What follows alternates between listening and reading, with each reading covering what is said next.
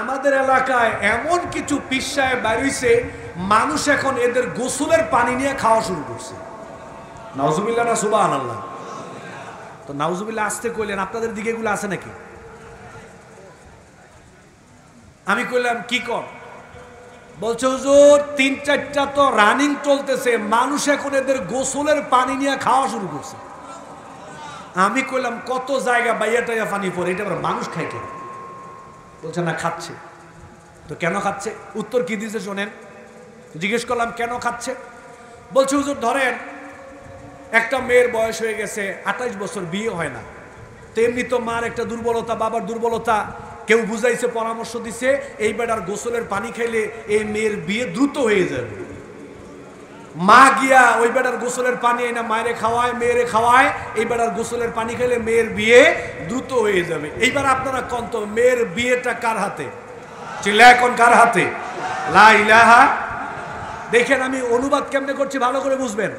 ওই যে লা ইলাহা ইল্লাল্লাহর ভিতরে কি কি আছে আমি এখন বের করতেছি। লা ইলাহা ইল্লাল্লাহর একটা অর্থ হচ্ছে এই মেয়ের বিয়েটা আল্লাহ ছাড়া দেওয়ার ক্ষমতা আর কারোরই। লা ইলাহা কন্যা কেন? লা ইলাহা, এই কথাটা কালেমার ভিতরে আছে, এটা আপনাকে বুঝতে হবে। ওই বেটার গোসলের পানি খাইলে যদি আপনার মেয়ের বিয়ে হয়ে যায়, এই বিশ্বাস করে যদি আপনি পানি খাওয়ান, আপনার কালেমা বাতিল, আপনার লা ইলাহা ইল্লাল্লাহ বাতিল, এটা আর টিকবে না। তো জিজ্ঞেস করলাম আর কি কি? হুজুর ধরেন বিয়ে করছে ৬-৭ বছর হয়েছে, কোনো বাচ্চা কাচ্চা হয় না, এখন একটা দুর্বলতা, বাচ্চা কাচ্চা হয় না, গ্রামের মহিলারা নানান কথাবার্তা বলে, কেউ পরামর্শ দিছে এই বেটার গোসলের পানি খাইলে বাচ্চা কাচ্চা হবে। মহিলা গিয়া গোসলের পানি আনছে বেটার, এনে মেয়েরে খাওয়াইছে, এই খাইটা খাইলে মেয়ের বাচ্চা কাচ্চা হবে। নাউজুবিল্লাহ কর। এবার দেখি আপনারা কি বলেন। বাচ্চা কাচ্চা দেওয়ার ক্ষমতা কার? বাচ্চা কাচ্চা কে দেয়? এই মালিকানা কার? লা ইলাহা, লা ইলাহা, এই ক্ষমতা আল্লাহ ছাড়া কারোরই।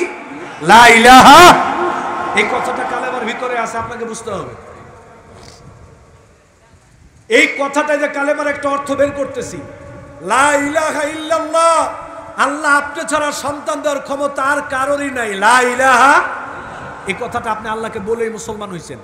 কিন্তু যখনই আপনার সন্তান হয় না, এই চিন্তা করে আপনি ওই বেটার গোসলের পানি খেলে আপনার সন্তান হবে, এই বিশ্বাস করে ওই বেটার গোসলের পানি খাইবেন, কালেমা ওইখানেই শেষ, মুসলমানিত্ব ওইখানেই শেষ, মুসলমানিত্ব আর নাই, মুসলমানিত্ব ওইখানে বাতিল। এই দেশের হাজারো লক্ষ মুসলমান, এই দেশের হাজারো লক্ষ নারী পুরুষ যাদের সন্তান হয় না, বাচ্চা কাচ্চার আশায় বিভিন্ন কবরে চলে যায়, বিভিন্ন দরগায় চলে যায়, ওইখানে গিয়ে গরু ছাগল দিচ্ছে, ওইখানে গিয়ে সেজদা করছে, ওইখানে গিয়ে মৃত ব্যক্তির কাছে সন্তান কামনা করতেছে। এইরকম মুসলমান আছে না নাই? অথচ বাড়িতে বসে বসে বলতেছে লা ইলাহা। আচ্ছা উদাহরণ দেই, কথার কথা আমি বোঝানোর জন্য বলতেছি, আপনারা খেইপেন না।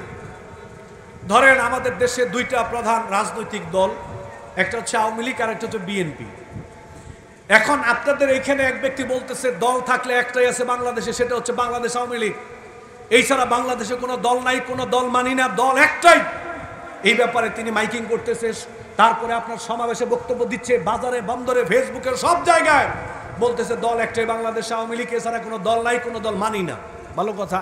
তো স্বাভাবিকভাবে একেবারে মাননীয় প্রধানমন্ত্রী থেকে শুরু করে বাংলাদেশে যারা আওয়ামী লীগ করে সবাই তো মহা হ্যাপি যে এই লোকটা আমাদের একমাত্র খাঁটি। কোনো লোক যদি তালতলিতে থাকে তাহলে একমাত্র খাঁটি লোক এই, সবাই মনে করছে।